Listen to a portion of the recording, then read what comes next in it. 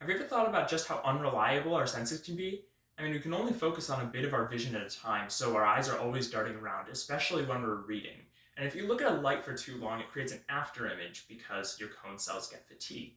But it's not just your vision, it's also your hearing and other senses as well. And these flaws in your perception are looked into in an article in Marvels of the Mind called The Five Errors of Our Perception.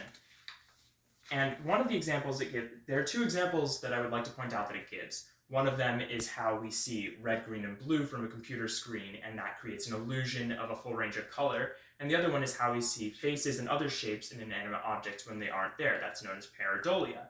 And our brain taking all these shortcuts and filling in details is applied as well to how eyewitness accounts are flawed in this article. So it points out how we will forget details and then replace them with guesses, which can be biased at times, and that can cause problems with eyewitness accounts.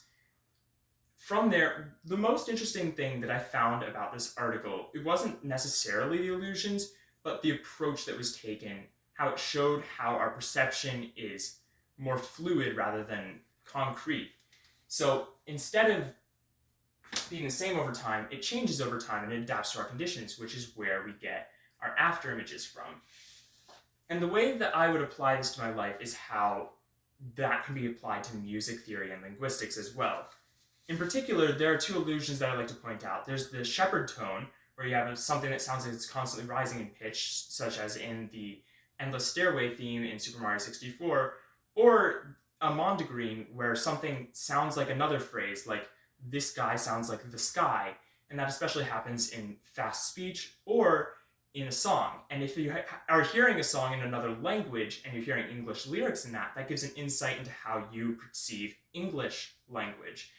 And to tie this all together, this article shows my interest in STEM because it's related to STEM, which is why I'm going to be majoring in math in college, but it also can be applied to my interest in music theory and linguistics because of how they relate to perception, which is why I'm going to be minoring in those in college. To conclude, this article's points on perception showed what I like most about music theory and linguistics. While the two fields can be messy at times because they're based on human perception, that's what makes it so fun to research. And illusions are one insightful way to do just that.